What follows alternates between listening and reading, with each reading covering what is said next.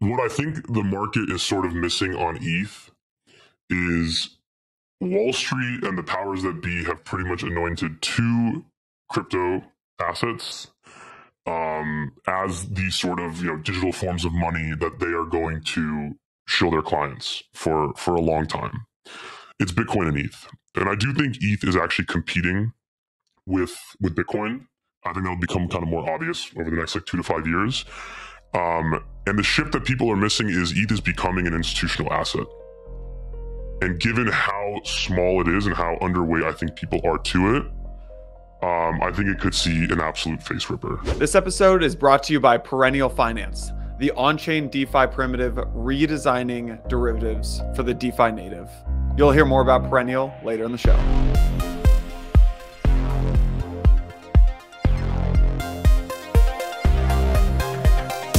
All right, sick.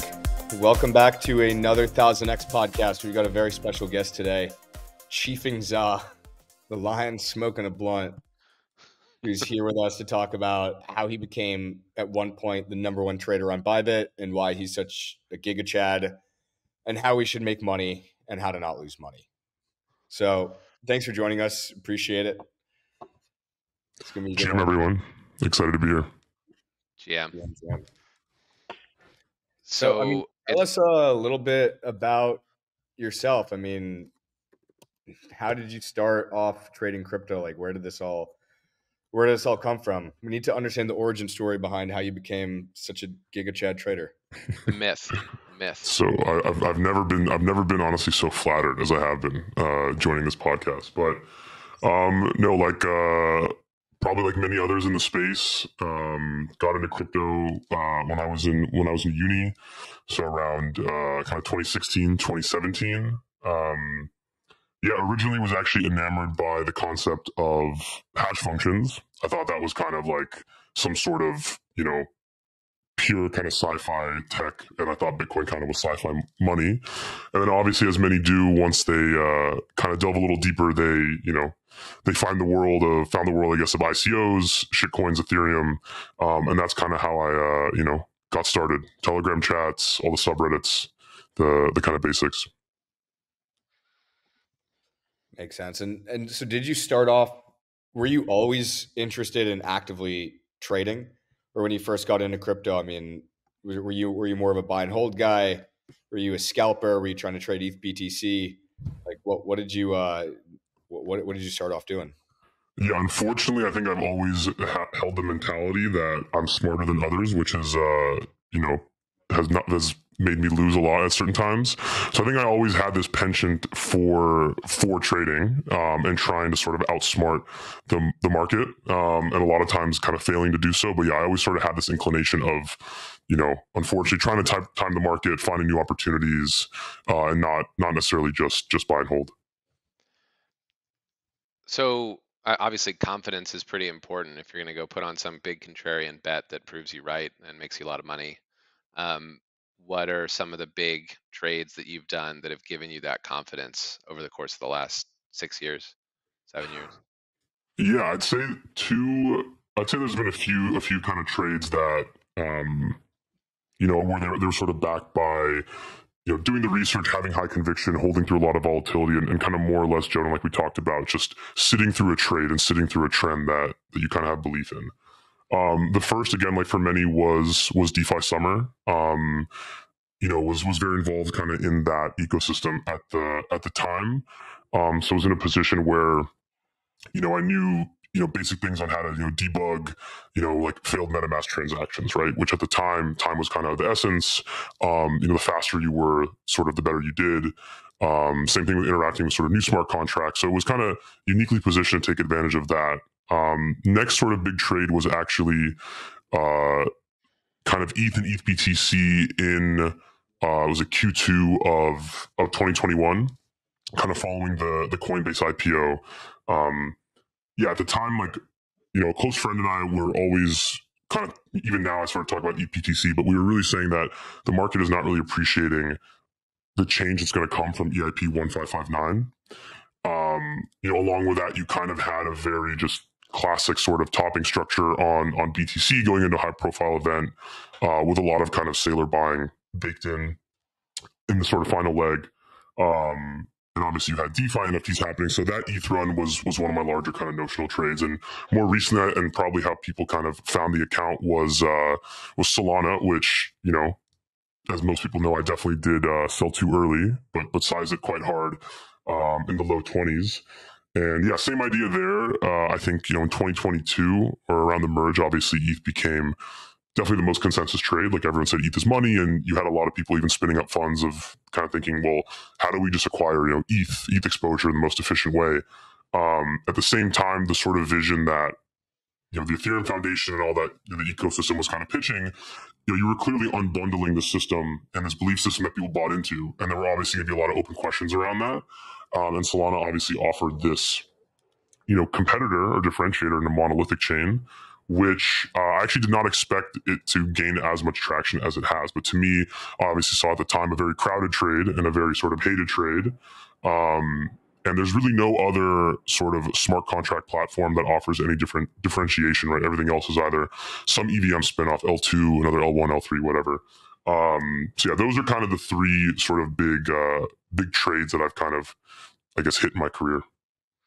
Well, I'm glad we've got you on the podcast today because we've done some builder episodes recently, and it's cool to talk to the people writing the code and building the tech and building the future. But markets just got markets just got spicy. They just got super interesting, and we need to talk shop. Like we need to talk markets. It feels like there's a ton of opportunity right now, and it's good to have like a pretty epic savage trader on the podcast to chop it up with because I think everybody wants to know what to do right now. Like we were going into kind of despondent bear mode for a while. Things were nuking down into the 50s, and Bitcoin went a little bit lower than most of us thought it would.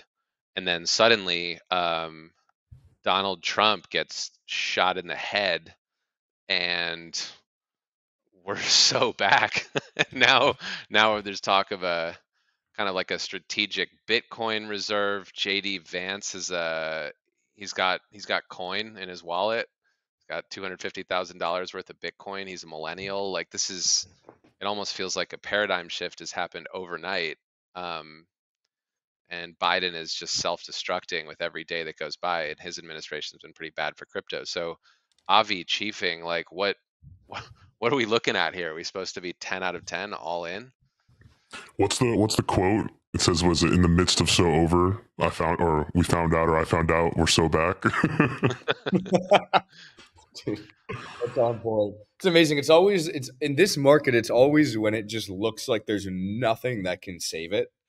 Yep. When something comes out of left field, when everybody's bearish, when everybody's de-risked, when everybody goes, well, I guess it's over. We're gonna trade down to 40s. Alts are done. Everything's fucked. There's always something that happens.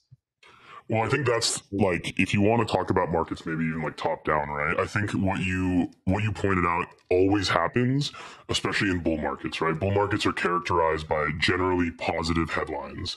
And when things are so bad for so long in a bull market, you kind of know something good should be, you know, coming along the way. And it's funny, I guess in those, like, whatever, I don't know how long the drawdown was, right? But you had people finally coming out and saying, you know, the two words, right? Bear market. You had people kind of questioning whether even, you know, it's funny in this market, I feel like, I don't know what has caused this, but I think so many people lack conviction. Like they almost want like their dad or someone to tell them to step up and bid, right? So that's why everyone's like, oh, well, GCR, you know, GCR said this, GCR said that. They're kind of are lending their conviction to someone else.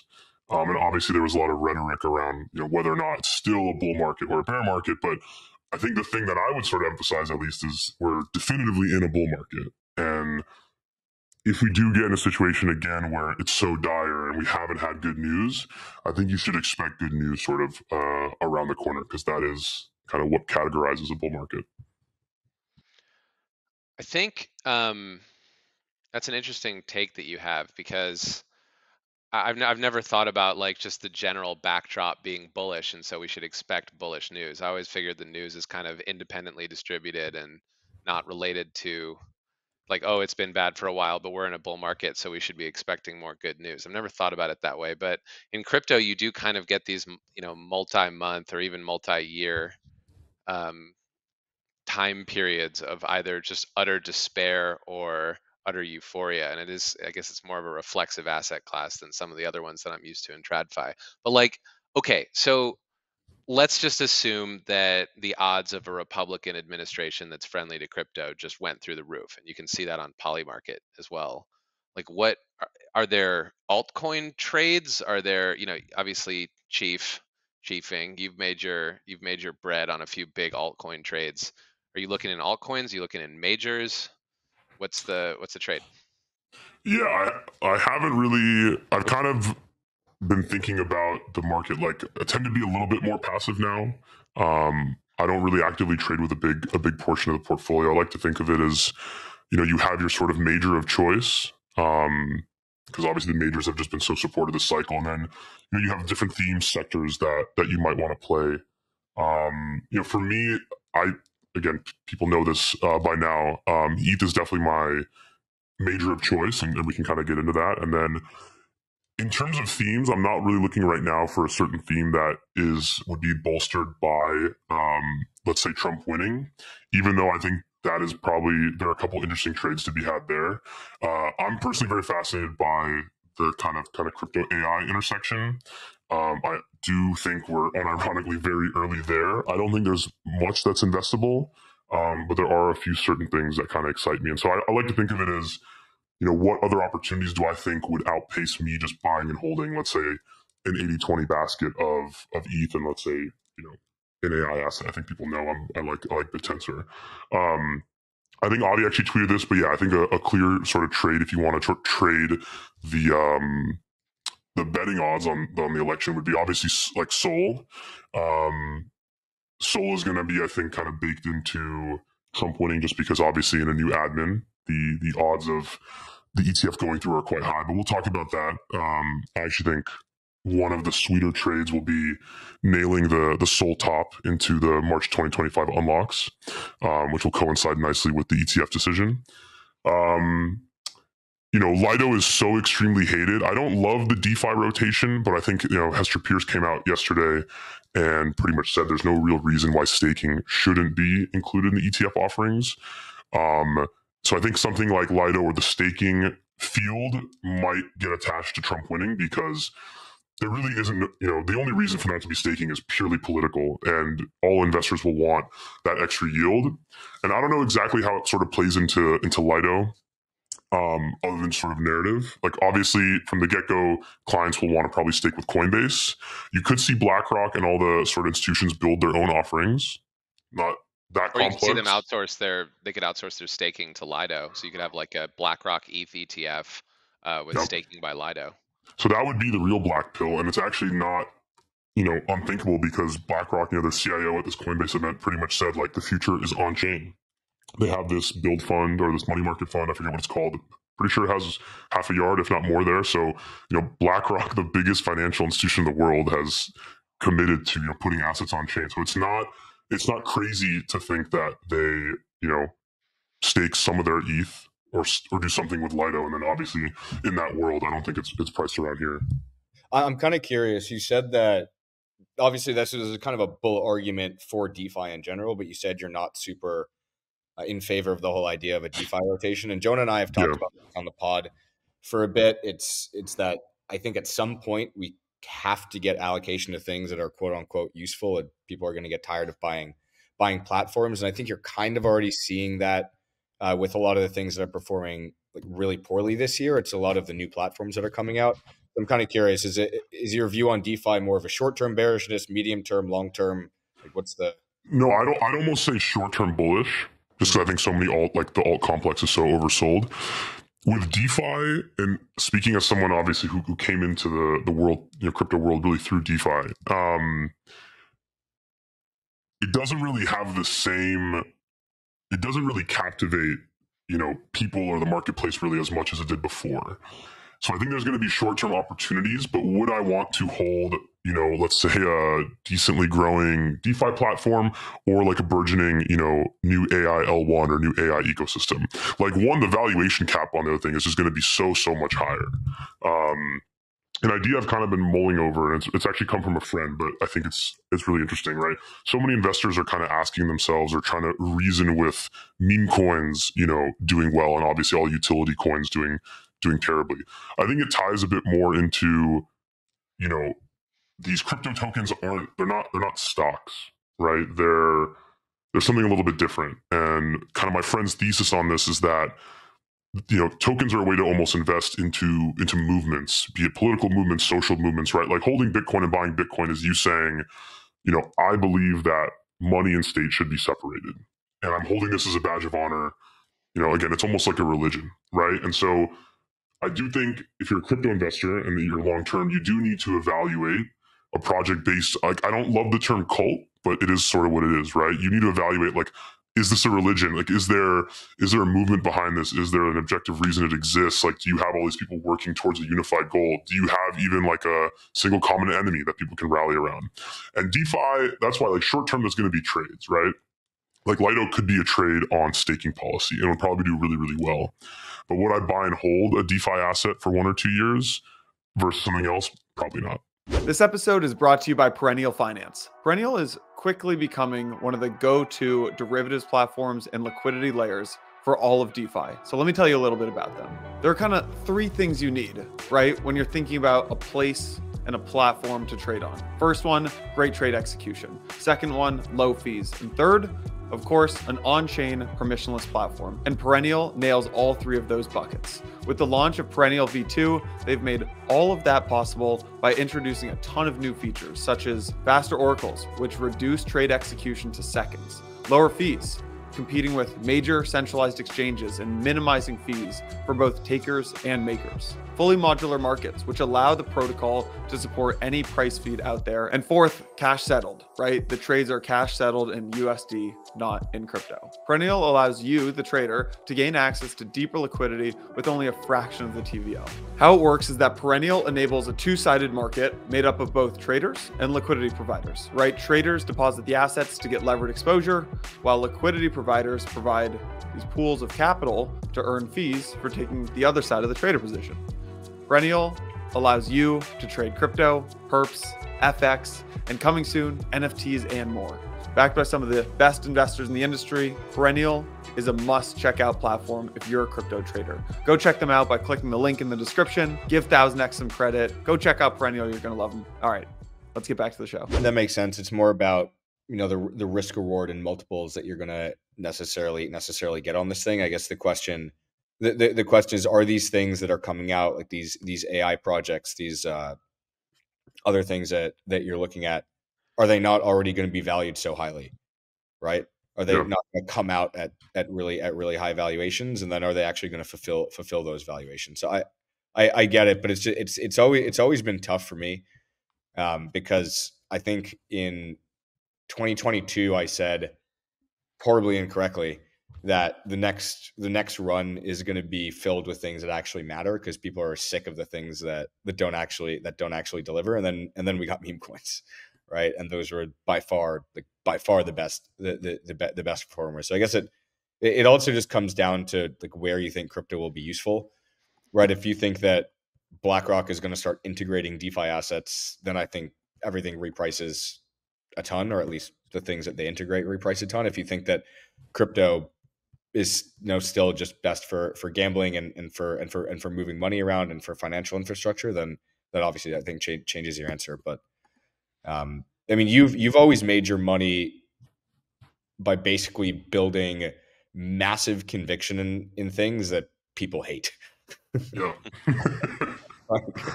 That's like generally how I've seen you trade, and that tends to work like very well.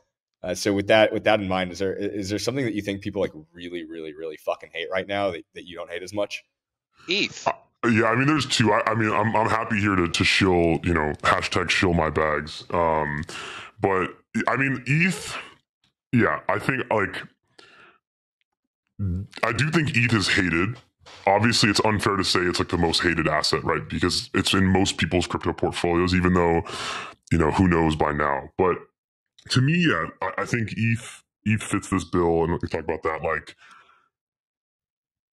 what I think the market is sort of missing on ETH is Wall Street and the powers that be have pretty much anointed two crypto assets as these sort of digital forms of money that they are going to show their clients for a long time. It's Bitcoin and ETH. Bitcoin was such a successful, it was the most successful launch in their history, right? Like everyone there's obviously super excited about it. Clearly their clients are. And I don't see any reason why ETH doesn't follow in its footsteps. And I think the backdrop is obviously ETH right now. One, in general, actually, ETH is so much less liquid than BTC. And I think people are really overthinking this whole, demand side. Like in the traditional world, the way people make decisions is just market cap weighting. People don't make financial decisions anymore. There's no, valuation fundamental analysis. It's just, hey, I put money in my savings account and go buy me the NASDAQ or the S&P, and that buys it for you based on whatever the market cap, weighted is. So everyone does a market cap weighted index. So why would ETH not get 30% of the flows? I've heard murmurs of obviously the clients are kind of ready for this product to launch and they're ready to move some of their IBIT over to the new ETH product. And ETH is in a position now, right, where the common narratives are it's lost to Solana, gas fees are low, L2s are parasitic. ETH BTC down only, BTC is the better form of money. When if you actually look at it, I mean, I don't have trading in front of me now, but I'm pretty sure ETH BTC hasn't really moved in like 10 or 11 months. I think it's even higher than it was. I mean, October 23rd is the date I sort of always look at. That ratio really hasn't moved. And I do think ETH is actually competing with Bitcoin. I think that'll become kind of more obvious over the next like 2 to 5 years. And the shift that people are missing is ETH is becoming an institutional asset. And given how small it is and how underweight I think people are to it, I think it could see an absolute face ripper. I do think a lot of things have to go right for it to happen, and ETH has not been dealt the best hand of this market. But I do think that ultimately ends up being fuel for a pretty nasty rally. I agree with you. One thing I didn't appreciate, I think, as much until you just said it, and now I'm thinking about it, is just how illiquid ETH is. Like, I mean, the thing went up 20% in a day on the news of the ETF approval. Yeah, I mean, if it even gets a fraction of the flows of the BTC asset, I mean, I think it's definitely not 30% as liquid as BTC. I think it's lower. So in terms of every dollar in, so that makes. What would be the religion of ETH? This is what I want to know. Like, if Bitcoin is sort of stateless money, that's what you believe in if you invest in Bitcoin, and the enemy is like the U.S. Treasury and the money printer inside of it. What is the ETH religion? Like, what are you buying? What are you believing in? I think the ETH religion probably comes down to, I guess I know Vance and other people have kind of tried to come up with their marketing pitch, but it revolves around just this completely open, decentralized, app store that anyone can access. Right now, it's sort of unstoppable finance, right? Financial services that anyone in the world can access, but yeah, it's something along those lines. I don't think it's actually. Oh, here's another sort of one of my takes is people always say, Bitcoin has this clear marketing message that TradFi can buy. ETH doesn't. That's why it will fail. My answer to that is you want to buy before they come up with the message, because they're greedy and they want to sell this product. They're going to come up with some unified message meme to sell their clients. You can get into the trade before they do that. So I don't think it's sort of as important, but it would probably be something in the separating financial services from the state if you had to dumb it down. Jordy also has a good meme around, I think it's community money.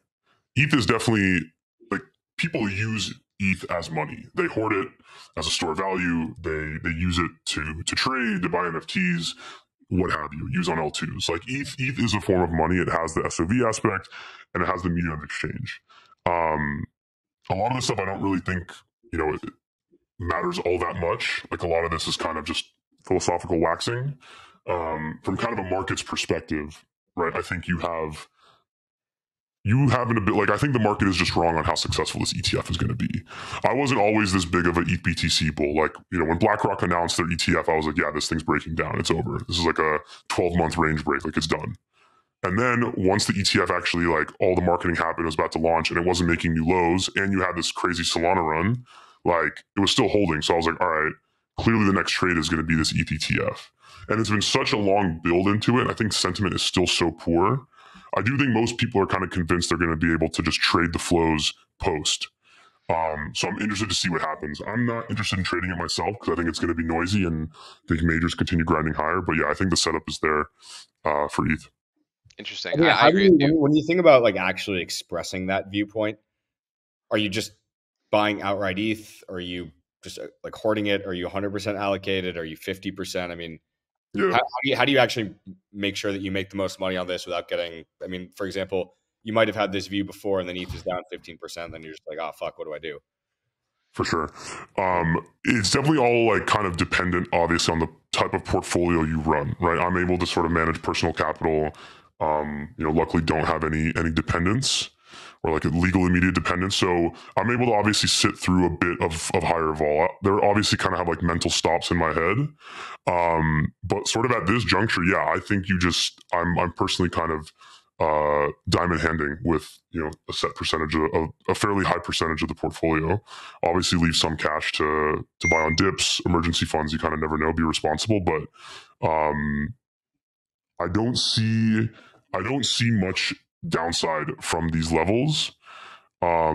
And I do think what I've experienced personally is trying to actively trade majors this cycle, I think, has been extremely difficult, right? They just tend to mean revert. We have this ETF buying. I think you generally have people, obviously, who are just so far down their all-time high coin balance, let's say even from like 21, that cycle, where I do think people are just not that exposed to majors. And so you don't have these like vicious drawdowns. So I would say the way I would express it, yeah, just spot ETH, no leverage.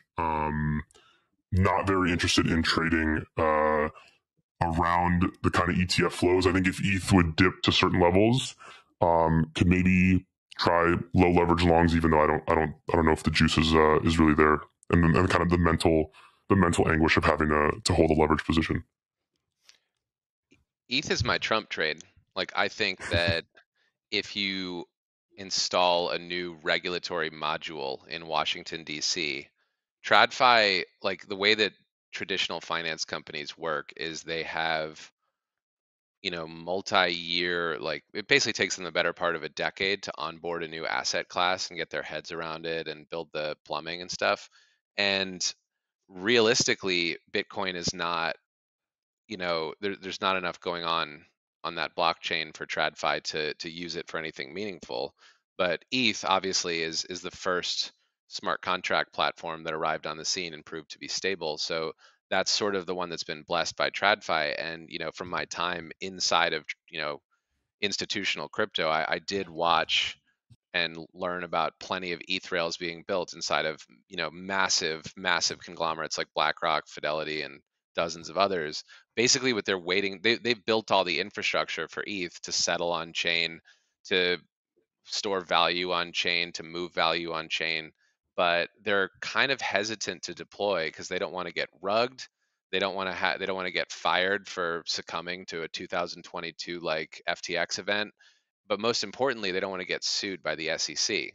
So I think if you basically extract the current SEC, which I think will happen under a new administration, implant a new one that's friendly to crypto, a bunch of rules get made and enshrined, then I think basically Wall Street, to use a blanket term, will be able to just light up ETH. Like they'll be able to do all sorts of stuff on top of ETH. Maybe even payments too. I think that's the last bottleneck that those companies are waiting for, is just the assurance that they're not going to get sued for doing crypto stuff. I never thought of it that way, but I think that's correct, right? There's nothing. I mean, you could see a lot of these corporates spin up their own L2s, right? Base obviously has kind of showed that that's a viable strategy, and the sequencer fees. Honestly, they're a great revenue generator on their own. Not to mention all the new products you could launch, but yeah, you could totally see a world, right, in a new administration where it just kind of, from a macro view, just allows institutions to just get on chain, right? Creates a framework for them to do so. I'm sure they'll explore other chains, right? I think ETH and Solana are probably the two where they go. yeah, I think it's a good point. How do you, so you mentioned earlier that there's a thesis out there that says that L2s are parasitic to ETH. So do you believe in the fat protocol thesis? Like, do you think that all the value will, most of the value will dribble down to ETH? Or do you think that these L2s are just going to sort of capture it and not really transfer it through to token holders? And so, maybe the next big trade is actually going to be Solana or something monolithic like that. Like, how do you think about allocating between monolithic chains and ETH-like chains? Yeah, I've kind of said this since the start of the cycle. I think L2s are probably the most uninvestable segment in crypto. Definitely for liquid markets, obviously. In venture, like the returns have been staggering. I guess not everyone is kind of unlocked, but if you invest in the kind of last vintage, all these L2s have done super well. But no, I think L2s are they're almost like parasitic to themselves. I think all the value will just flow back to ETH. Again, I don't think a lot of the value, like, we love our boy Andrew King, but when he was putting out his threads on, institutions are going to be valuing ETH on a PE basis, like no one, like none of that is happening, right? So I don't think that L2 siphoning away transaction fees in the interim are really going to affect ETH's value prop much. So yeah, I think the value there flows back to ETH. I think increased L2 usage increases kind of ETH's form of money, right? Because they're for the most part using ETH as gas. Theoretically, right, in a world where you actually are able to have decentralized sequencers and you can pass the gas spent to stakers, right? It all sort of looks like L2s kind of look like their own little economies that are passing dividends back to their holders in the form of ETH, which again kind of strengthens ETH as this internet community money use case. So yeah. But do you think, like, as a trader, do you think that they're gonna move up with ETH when you get an ETF? Is there a short term trade that you think we can take, or is this just these guys are kind of fucked and you have no interest in touching them even if we get an ETF? Like, It's crazy. funny. It's funny because if I say I think they're fucked and there's no interest in touching them, that's probably when you bid. I would. That's kind of when you bid. I don't know. For that, I would try to look, I guess, at the market structure data and maybe try to look at positioning, see if it's like lopsided. It's just hard with these markets, right? Because the kind of OTC markets for these things have gotten way deeper. People are smarter in terms of how they're actually hedging. At least how these desks are actually hedging these coins out. You haven't really seen any insane, like, just big short squeezes happen in a long time, other than like the DWF manipulation. You don't have your mobile coin or your like Aptos, like even TIA. Shorts are paying hefty amounts of funding. The coin's not really moving anywhere. So I kind of think they're just fucked for now. You probably, if you wanted to trade it and you wanted to find alpha there, you'd need a mix of positioning. You'd have to really dig deep into unlock schedule, track all the tokens that have been unlocked so far, see what investors are doing with them, see on like what dates that people usually distribute tokens and how they sell. You have to do a lot of like on-chain forensic work. It would be doable, but it's again coming back to this whole point that Jonah puts out, right? You can do all this work or you can just hold ETH and you're probably going to get a bulk of the return with way less volatility. Understood, but have you ever considered just calling Andre and telling him you have it? It's on the if things get bad, we might have to break that one out, but Yeah, we could see. That'd be. I do think that there's. It's amazing how much the market has changed from that perspective. There used to be so much alpha, and just like tracking all these people, seeing whether Andre is going to pump something or not. And now, even though Bitcoin's trading at 63, I mean, ostensibly it's doing very well. Even the things like WorldCoin, which have a pretty crazy cartel behind them, like, yeah, it just went up 50% and went straight back down. I mean, things just don't seem to work as much. WorldCoin is the stupidest idea in not just in crypto, in anything that I've heard in a long time. Like, That's I a think bull. it's the there's a lot of dumb things here, Jonah. There are a lot of really dumb things out there, Jonah, including, by the way, that thing behind you. Yeah. What is that? That Those is a North Korean AK-47 covered in dead butterflies, with like fake bullets that have commodities inside of them, like gasoline and diesel and jet fuel and stuff. And Yeah, I'm not in my usual place today, but this is a piece of art that I like, and it's pointed at my ear in honor of current events. You know, I just realized. But yeah, no, it's this. Okay, so this is obviously a stupid idea that somebody paid for me. I think that Oh, scanning I'm people's sick. eyeball. This is where I'm too much of a boomer to trade crypto. I look at WorldCoin. I'm like, it's a giant orb that people scan their eyeballs with. Like, not since that like juice machine that didn't work, that tried to value itself as a tech company like 10 years ago, have I seen an idea this dumb. Um, I don't know. Let me steel man WorldCoin for you. Thank you. So you need some way. There are a lot of bots in this world. There's and with AI coming up. Basically, you're going to get to a place where it's going to be very easy for people to game systems. And so knowing that somebody is human is actually extremely important, whether you're building a platform, you're building a product, you're trying to incentivize people to use it. Like, how do you know you're not just getting taken advantage of? WorldCoin at least presents an attempt at solving this by saying, hey, if we get everyone in the world to scan their eyeballs, then we can prove that you're a human. And Yeah, I get it. I get the premise, but that's a big if, Avi. Like, who the fuck is gonna scan their eyeballs? Are you? dude, I don't know. Like, I scan my eyeballs to skip the line in TSA. Yeah, we talked about this recently. I think we were hating on WorldCoin, and everyone's like, "Well, if you have Clear, you did the same thing." And then I was like, "Damn it, Mm, I did the same thing." And by yeah, the way, fair Clear enough. is also, they say the weirdest shit. I every time I go, I tell them to like change the little voiceover. But when you scan your eyes at the end, they go, "We have finished taking pictures of your Yeah. eyes." And you're just like, dude, like say Ah, anything else. oh Anyway, man. WorldCoin team listening? You I'm still listening to stoked. this? What's That's how up? you innovate. I'm Yeah. saying, making sure the WorldCoin team is listening to this. They can add in a different audio confirmation. Guys, I will happily take 1 million WorldCoin a year to consult you and tell you how you should, run your project happily. Just let me know. No law, please. At some point, we need to talk to the people who actually do earn millions of tokens per year, advising and helping tokens like launch. There's a whole market making business, like the GSRs and winter mutes of the world actually like do that sort of thing. And there's a lot of that going on behind the scenes in crypto. It'd probably be valuable to talk to those guys. But like in the short run, I think those are the only guys who are trading most utility coins right now, is the market makers. I think it's just like, when I look at the liquidity in some of these, I call them altcoins, we could call them utility coins, whatever, anything that isn't a major or a meme, it really just looks like market maker on market maker violence every day. It doesn't look like there's real participation.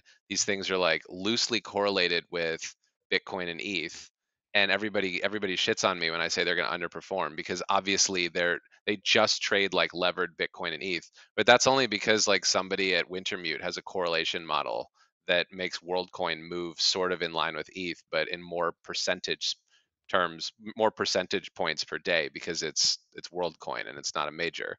I really think that's going to end at some point, especially when these unlocks occur. But I might be, to your point, Chiefing, I might just be missing out on the next big narrative that needs to get ridden. I think I'm going to wait until these altcoins get so hated, and then maybe it's time to start selectively buying ahead of a You, regulatory paradigm shift. you don't think they already are? I No, mean, not enough. Uh, I'm kind of with Jonah. I mean, I meme on Jonah on Twitter when he does the threads of like, here's why altcoins are fucked. Thread below. and he Kind of absolutely deserves it, by the way. He absolutely deserves it. he did that. He did that with Sol at 20, and he was like, "Here's why Solana is fucked." And I remember trolling him on that one before it went vertical. But no, I like. I think obviously these things can remain hated and do terribly at the same time, right? I do think with inflection points, oftentimes you kind of, there's some catalyst, like there's some trigger. So if it's for some category, right, like there's something that incites people and you can see the market react, and I think you generally have time to act. Like the only other alt that I hold a sizable position is Tau. Like everything else is for the most part a trading position. So I'm with Jonah. I don't think there's much that is investable. Obviously, there are. Might not have done all my homework, but most of these things are, as Jonah says, they're kind of fucked. So take me through the day of figuring out, well, what is investable, even for the short term. You say some of these are trading positions. Like, how do you find the alts for trading positions when you're constructing your book? For sure. So set aside, let's say like 5 to 10% towards, if you want to call it more active perp trading. Things that could happen there would be, obviously you're kind of just watching news. You could be trading kind of news headline events, could be some catalyst, protocol upgrades. There are certain times, obviously, like trending environments where I do think you can gain signal also from just what other influential like accounts are posting. You can kind of get a sense for what the zeitgeist of the moment is, and it's kind of up to your intuition to decide how much sort of juice there is. Obviously, you're watching, you have your Velo dashboard open, you're kind of seeing what positioning looks like. But I don't know. I thought about this even for this podcast. Like, there's some kind of loose general frameworks, but I do consider myself, I think, more of like a vibes investor and trader, where I do think you have to lean on intuition a bit in some of these situations. But in terms of unearthing new opportunities, obviously, it's like monitoring news flow, monitoring market structure. What are people trading? In terms of what's gaining volume, what's decreasing in volume, where's sort of attention, where's the general kind of flow of liquidity. That's sort of what I would look at, but not many things actually even, I think I look at more opportunities and say no, then I'm like, yeah, let's do that. So how did you walk us through using that playbook that you just described, play by play, to arrive at the conclusion that you should accumulate like a slug of tau? For sure. How'd you do that? Yeah. So again, even starting top down, right? So I'm assuming we're in a bull market, so I think you want to be structurally long these assets. Two, from a thematics perspective, big believer in crypto AI for a few reasons. One, I think crypto AI reminds me a lot of DeFi in the early days, and even Bitcoin. I mean, I wasn't around in the earliest days, but where you kind of have this unifying theme and rallying cry that kind of gets everyone together, right? I think I tweeted this. Yeah, Bitcoin is, we're going to separate money from the state. Ethereum, right? We're going to separate finance from the state. And to me, decentralized AI is, we're obviously going to separate AGI from the state. And Ethereum obviously does piggyback on Bitcoin, but I think Bitcoin and AI are probably those are the two most powerful narratives that can exist. AGI, we obviously have no idea what this is going to look like, but I think we can be pretty certain it's going to be kind of life altering. It's not really hard to imagine a world in which any single state actor, will want to sort of control and influence this. And that power to me is just too great for it to be kind of confined into the hands of a single power. Now, I'm not saying anything that interesting has been built so far. I'm just saying that the rallying cry, the narrative, the message is very, very strong, and it's going to entice people into it, and it already is. You're seeing a lot of kind of independent AI developers just sort of tinkering with these systems in their spare time. Know many that have kind of spun up, BitTensor subnets or mining certain subnets. You saw Barry launch their decentralized AI investment trust. So it's very clear this is going to be a movement that's going to see a lot of capital flows. And then I do think it's true, right? Retail people, they don't really have an avenue to access investing in kind of the best AI talent. You can buy NVIDIA, Microsoft, who knows if those trades have played out, but obviously they've done really well, but you can't really get access to private market valuations. And again, in crypto, I don't think many things are investable, but there are going to be sort of a few projects that are. You kind of have to do the work of finding them. So I think you have this story and this theme, this very powerful story that I think can last cycles. I think it's actually an objectively good movement. Like, the world would be much better off if we can separate AGI from the state. And I think you will have a pretty steady flow of capital, because one, any new capital raised by your traditional funds, like, they will have to look at this category. And then I do think retail, there's a good chance that retail capital flows in as well. So I start kind of from there. And then when I look across the things you can invest in, they're all very narrative driven to an extent, but BitTensor is the only actual kind of decentralized community, or something that looks to be forming into a decentralized community, that has kind of grown organically and in a grassroots manner from day one. I think back in like October of 23, they might have had like 4 subnets. I think they're up to 38 now. And the quality of them is increasing. There's one called Subnet 8. It's like just a trading bot. So you have all these miners that are creating different trading algorithms, and the best ones, you can kind of copy trade behind them on Bybit. And I haven't back tested it. I kind of followed on Twitter, but I think they've lost maybe 2-3 trades out of maybe like I don't know, 50, 60. They're definitely like kind of just momentum trades. Like they buy big dips and sell rips.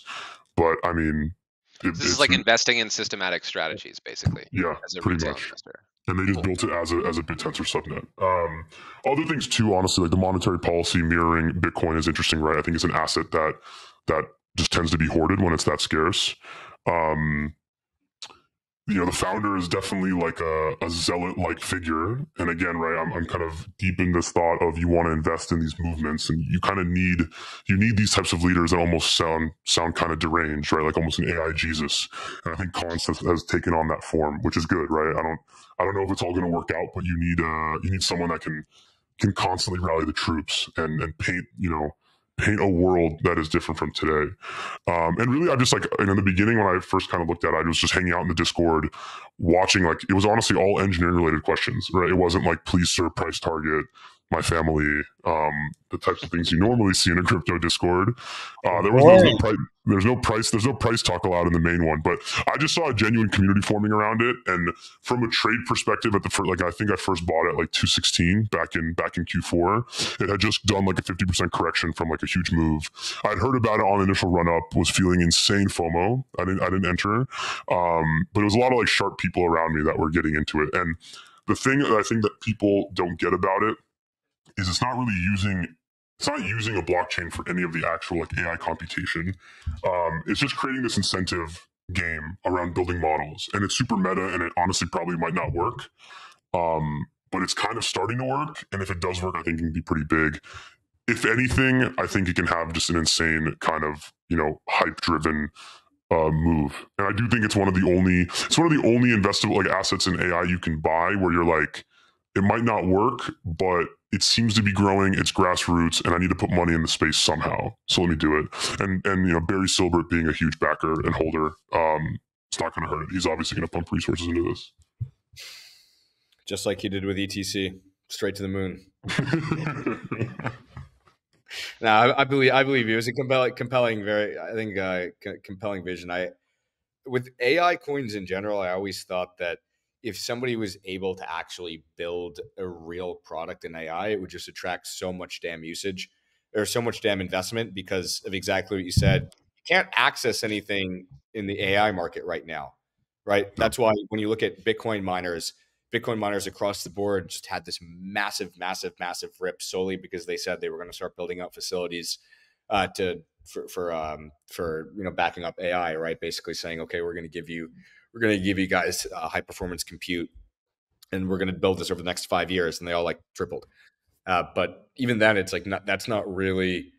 I think that's like super overblown because it's not even a direct investment in AI. It's an investment in something that maybe is going to build out good warehouse in 5 years.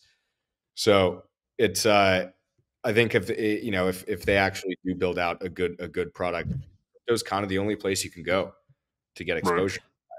The other thing with BitTensor, I'm realizing my view on it is definitely more of like it's a longer term investment. This isn't a trade. Like in terms of a trade, I bought a fair amount honestly at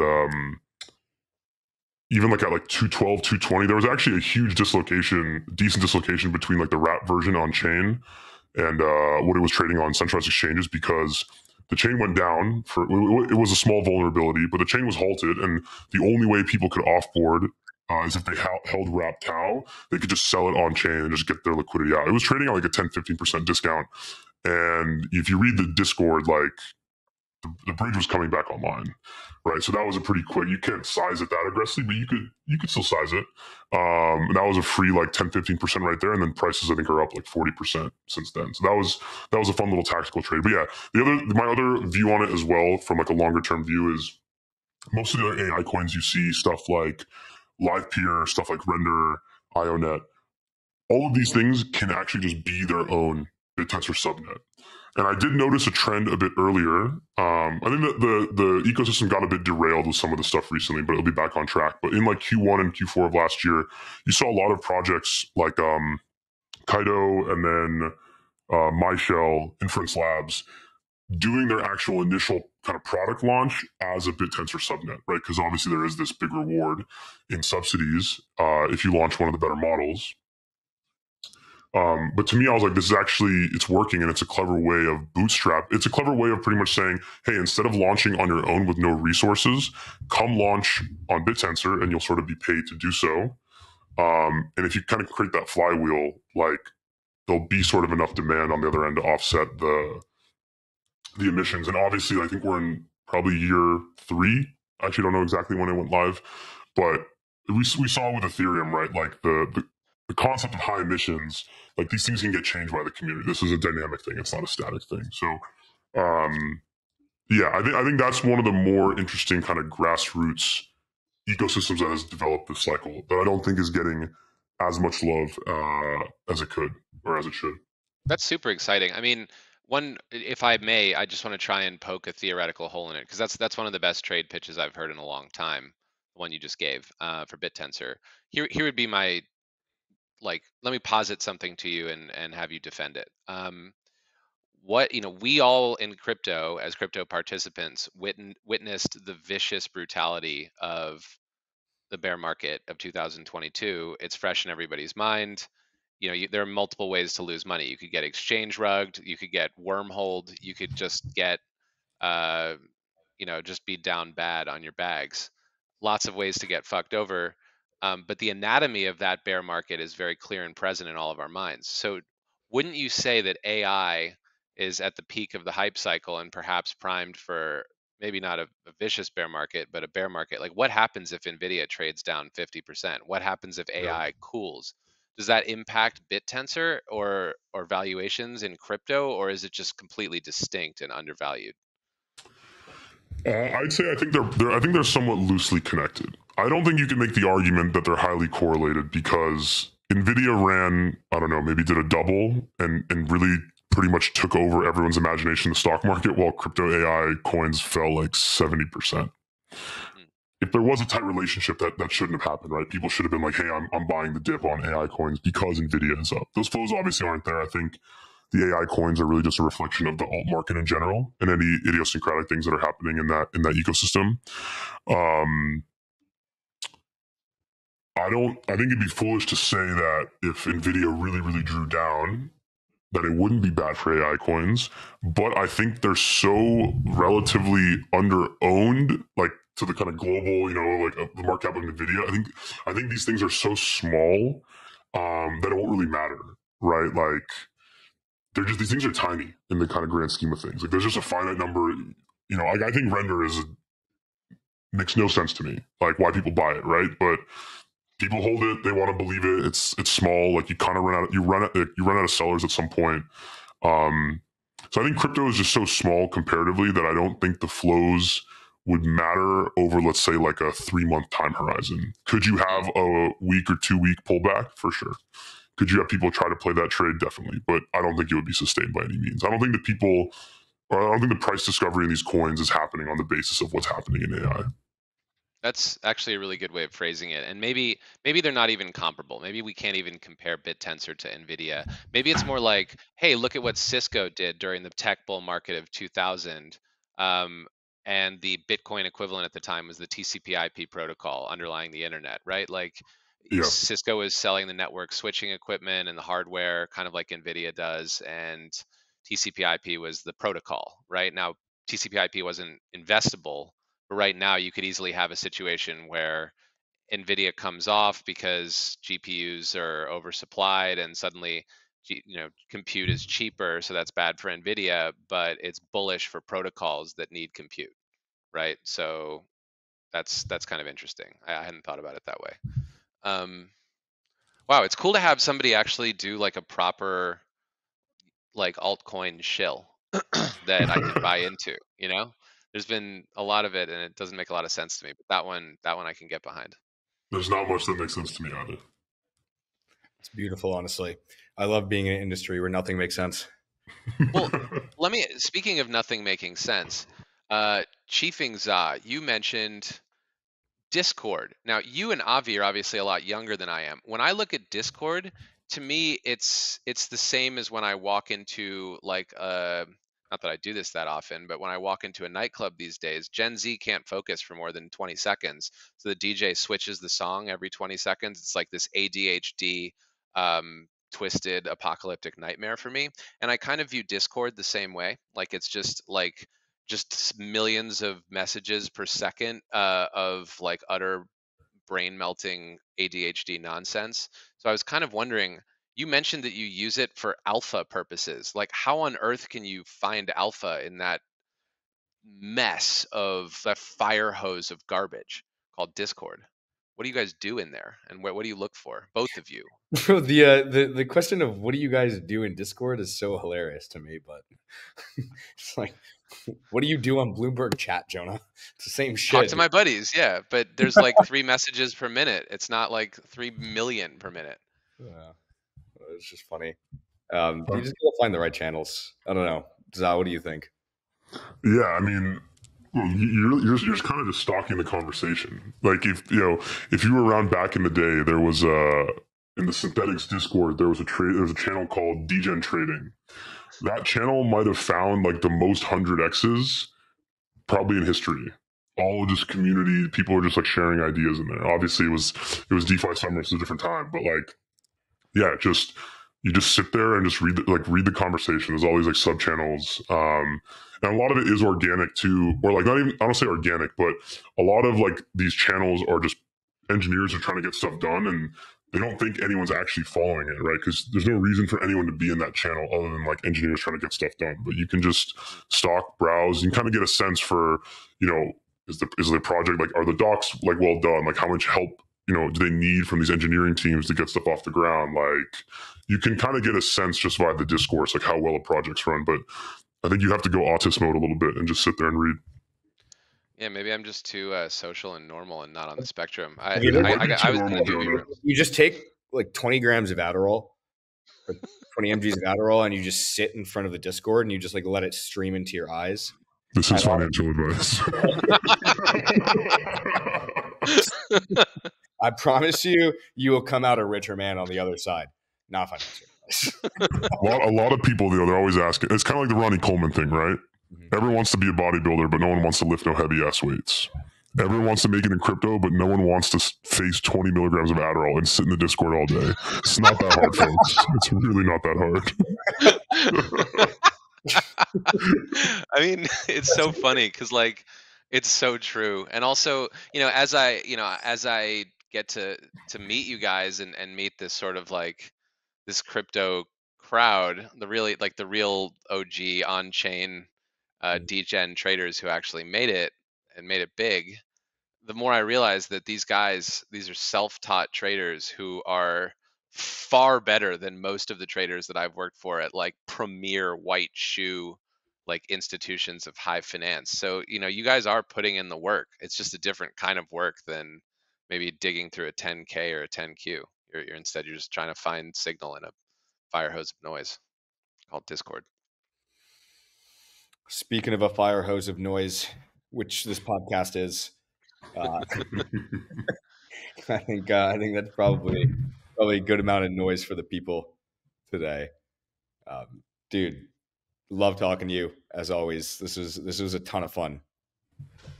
Yeah, guys, really appreciate you having me on. This was fun.